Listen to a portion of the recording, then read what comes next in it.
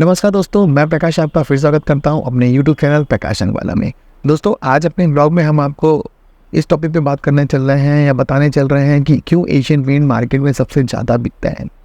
दोस्तों, Asian paint एक ऐसा ब्रांड है पेंट में कि जो वाकई मार्केट लीडर है। और वो क्यों मार्केट लीडर है, क्यों इतने साल से नंबर 1 बना हुआ, क्यों इतने साल से वो 60% मार्केट को लेके आज भी नंबर 1 पे बना हुआ है। और आज भी जब पेंट बिकने की बारी आती है ना, या कोई भी डीलर पेंट बेचना चाहता है दबा के, तो एशियन पेंट एकदम रेवड़ी की तरह बिकता है। उसका रीज़न है, उसको ऐसा नहीं मतलब उन्होंने बस ये आतेमान आज ही आए हुआ आतेमान उन्होंने पहली पोजीशन हासिल कर ली, ऐसा नहीं है। उसके लिए उनके 70-75 साल लगे हैं। और इसके कई ऐसे जो फैक्ट, जो बड़े कारण हैं जिसलिए लोग इसको बेचते हैं, लोग इसको खरीदते हैं और कस्टमर इस पर सेटिस्फाइड रहता है। क्यों, इसके बारे में आज हम लोग अपने ब्लॉग में ये डिस्कस करेंगे। सबसे पहली बात होती है कि एशियन पेंट जो कि भारत की सबसे बड़ी पेंट कंपनी है, भारत की और मतलब इंडिया की सबसे बड़ी पेंट कंपनी है। और ये अपने आप को उसी तरीके से प्रेजेंट करने की कोशिश करती है मार्केट में कि हम एक नंबर 1 पेंट कंपनी है और इंडिया के लिए, और इसको उनको बहुत प्राउड है और अपने उस हिसाब से कस्टमर से कनेक्ट कर पाती है जैसे कि एकदम से इंडिया ही मतलब इन्हीं की कंपनी है। बहुत सी कंपनियां हैं, कोई बाहर की जापानीज़ बताती है, कोई बताती है कोरियन की, कोई बताती है यूएस की, मतलब number 1 company. But Asian Paint हमेशा से अपने आप को भारत की नंबर 1 पेंट कंपनी को बताया है और अपने आप को ऐसा प्रेजेंट किया है कि वो नंबर 1 पेंट कंपनी है तो है। दूसरा जो इसका सबसे बड़ा कारण होता है क्वालिटी।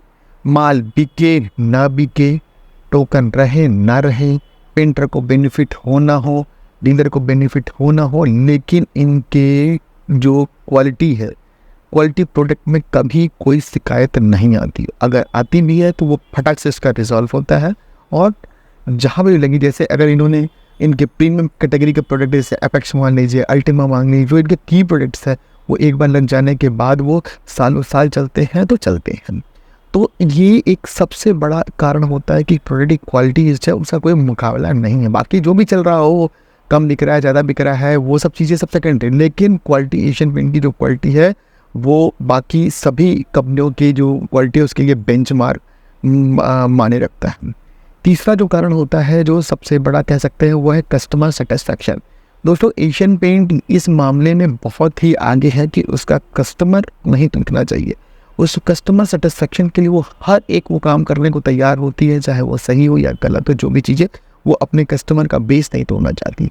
वो कस्टमर को आप किसी भी पेंट कंपनियों में कंप्लेन करा के देख लीजिए और एशियन पेंट में करा के लीजिए। आपने एक नॉर्मल, अगर इसको चेक करना है तो एक नॉर्मल कंप्लेन लिखा के देखिए कि आपने एक एशियन पेंट दिया है किसी भी डीलर के यहाँ से, आपके पास जेन्युइन बिल है और आपको लग रहा है कि इसमें कोई प्रॉब्लम है या कोई चीज़ है, 4 घंटे के अंदर आपके पास जो लोकल TSOs होंगे उसका फ़ोन जाएगा। 4 घंटे के बाद फिर उसके बाद ये 48 घंटे के अंदर आपकी कॉल क्लोज करी जाएगी। मतलब जो भी इसका बेस्ट सोल्यूशन होगा वो करके ख़त्म किया जाएगा। तो कस्टमर जो सेटिस्फैक्शन है उसमें कंपनी बहुत फोकस रहती है, चाहे उसको अप्लाई एंड सप्लाई में है, चाहे वो पेंटर को अच्छी तरीके से लगाने के तरीके में समझाने के लिए हो, या पेंट की जो लगने के बाद कैसी फिनिश आनी चाहिए वो परफेक्ट आ रही है नहीं आ रही, सभी चीज़ की बात करें तो वो चीज़ें कस्टमर सेटिस्फेक्शन में कंपनी नंबर 1 है। इसके लिए कोई मुकाबला नहीं और इसका कोई कंपनी मुकाबला कर भी नहीं पा रही है। दूसरी बात जो है कि रेंज। अब रेंज की बात करें तो जैसे बहुत सी कंपनियां आई गई, मतलब आ रही हैं जा रही हैं, किसी को नंबर 1 बनना है, किसी को नंबर 2, नंबर 3, सब कुछ नहीं ना। एशियन पेंट एक ऐसी कंपनी है जितनी बड़ी रेंज है वो एक छोटे, जो एक गरीब तबका का लोग है उसके बारे में भी सोचता है, और एक जो रईस हो जिसको सबसे सुपीरियर क्वालिटी का पेंट चाहिए उसके बारे में सोचता है। इनके पास वो 30 रुपये किलो का जो पाउच आता है, उत्सव डिस्टेम्पर का पाउच जो आता है, सीजन के समय बहुत बिकता है, बहुत डिमांडेड रहता है, वो भी है। और इनके पास जो रॉयल की जो सबसे सुपीरियर क्वालिटी है, रॉयल ग्लिट्स वगैरह, वो भी है।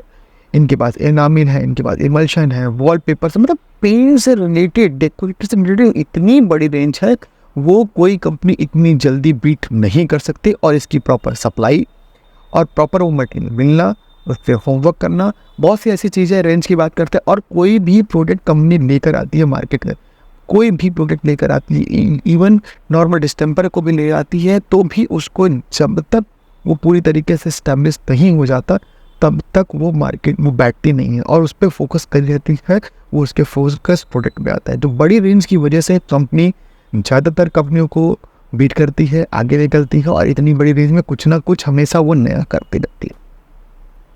फिर आते हैं डीलर पे बात करते हैं। बहुत से डीलर सेटिस्फाइड है, बहुत से डीलर सेटिस्फाइड नहीं है। बहुत से लोगों को लगता है कि प्रॉफिट कम मिल रही है, बहुत से लोगों को लग रहा है ठीक ठाक मिले। भाई चाहे जो भी हो जाए, प्रॉफिट चाहे कम से कम मिले, लेकिन काम तो जो एशियन पेंट का करता है वो करना एशियन पेंट का ही चाहता है। फिर लाख जितनी भी नई कंपनी आ जाए, जितना भी ऑफर मिल जाए, कुछ महीने कुछ साल वो काम करेगा, लेकिन वो घूम फिर के एशियन पेंट पे ही फिर वापस आएगा, क्योंकि उसको पता है कि एशियन पेंट से जो उसकी गुडविल बनती है, वो उस शॉप की जो गुडविल बनती है, उस डीलर की जो गुडविल बनती है, वो किसी और पेंट कंपनियों से इतनी परफेक्ट नहीं बन पाती। जो एशियन पेंट का ऑरा होता है उसकी शॉप का, जो उस जगह पे मतलब लोग ढूंढते हुए आते हैं कि हमें एशियन पेंट का ये प्रोडक्ट चाहिए, और जब इजीली इसको मिल जाता है ना, तो वो थोड़ी सी प्रॉफिट कम ज़्यादा जो भी हो, ऐसा नहीं है कि प्रॉफिट बिल्कुल ही नहीं मिलता, लेकिन हाँ ठीक है, कुछ कोई लेना ही नहीं चाहेगा तो फिर उसे क्या कर सकते हैं, कोई एकदम रेट टू रेट ही बेचना चाहेगा तो उसके लिए क्या कर सकते हैं। तो इसलिए ये एकदम फैक्ट बात है कि प्रॉफिट डीलर पे भी डिपेंड करता है कि किस तरीके से वो डीलर अपने प्रॉफिट को अलग अलग तरीके करके निकाले।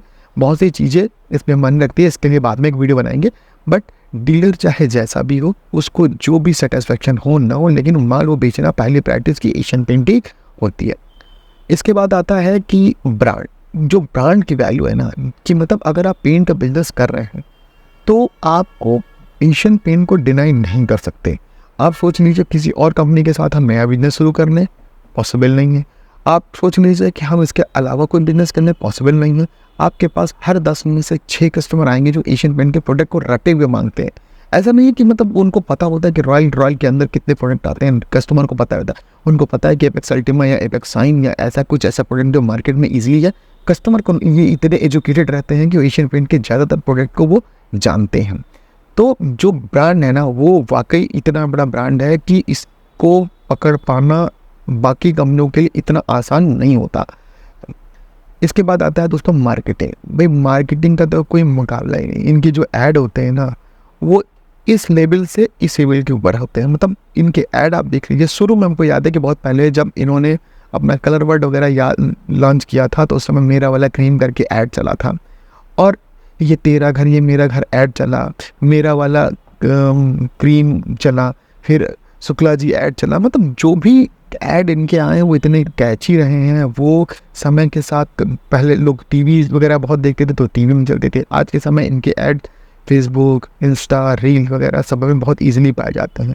जो मार्केटिंग की टीम है ना, इनकी मार्केटिंग ऐसी ऐसी मार्केटिंग होती है। इन्होंने किसी मुंबई में बिल्डिंग ही पेंट करा दी। इन्होंने बहुत से ऐसे क्रिएटिविटी काम किए ना, कि जिसको सोच जो है ना वो दिखाती है किस कंपनी की सोच कहाँ तक जा सकती है। तो मार्केटिंग की टीम जो कि एशियन पेंट को आज एशियन पेंट नंबर 1 बनाया है, तो इसमें मार्केटिंग का बहुत बड़ा रोल है, और वाकई इसके लिए सैल्यूट बनता है मार्केटिंग टीम के लिए एशियन पेंट के।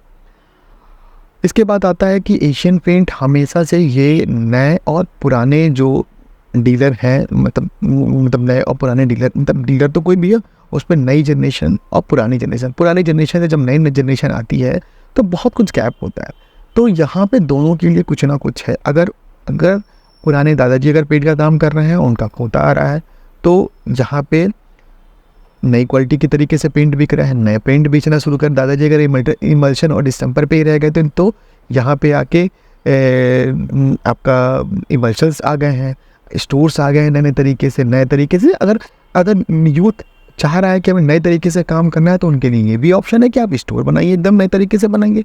तो जो जनरेशन का, जैसे अगर कोई बहुत बड़ी कंपनी है और वो 70 साल से काम कर रही है, 75 साल से काम कर रही है, आने वाले समय में लोग बदल रहे, जनरेशन बदल रही है, तो वो शाम्स एकदम बना के रखा है।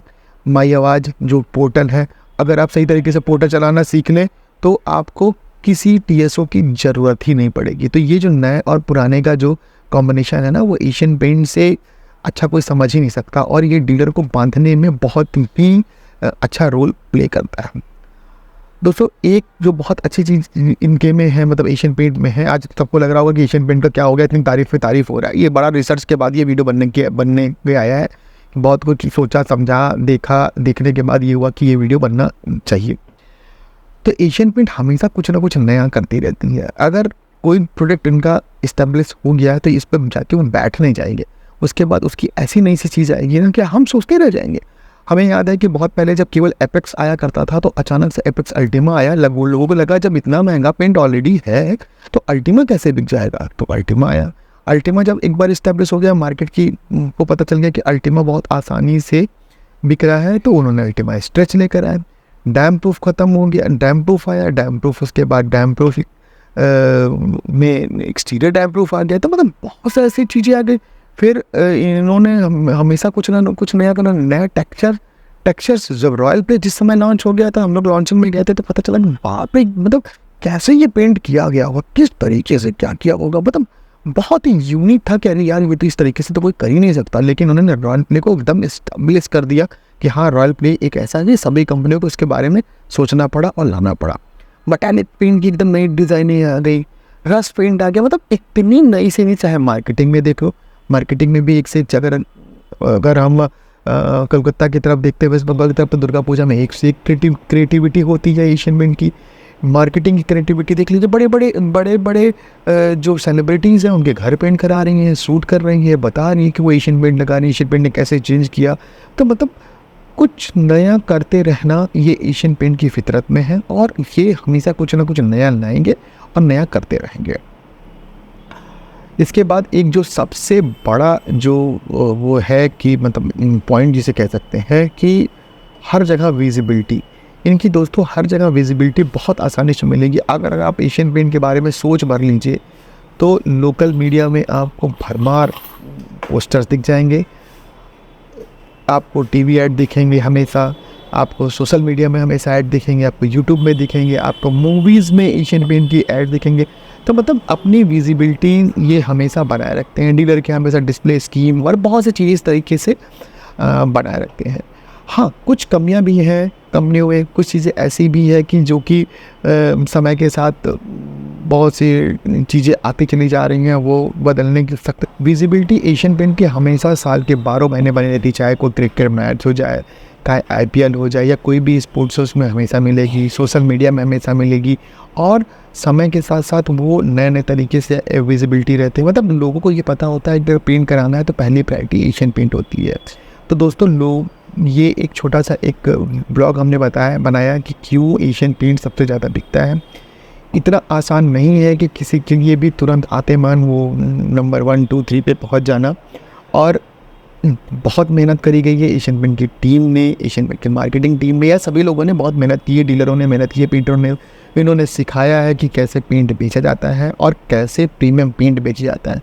बहुत पहले से अब तक इन्होंने पेंट की पूरी लाइफ बदली। जो लोग पेंट का बिजनेस करते हैं वो पहले से अब में उनको सब पता होगा कि क्या क्या चीज़ें हुई है। हाँ, हो सकता है कंपटीशन बड़ा है, बहुत से लोग आए हैं, बहुत से मार्केट में टीम आए हैं, लेकिन अभी इतना आसान नहीं है एशियन पेंट को हिलाना। क्योंकि एशियन पेंट का हमेशा ये रहा है कि हर 10 साल में एक छोटा सा उसको एक धक्का लगता है या कुछ ऐसी मार्केट हौच-पौच होती है और फिर उसके बाद वो ऐसा बदल के आती है ना मार्केट में, सब के चारों खाने चित हो जाते हैं।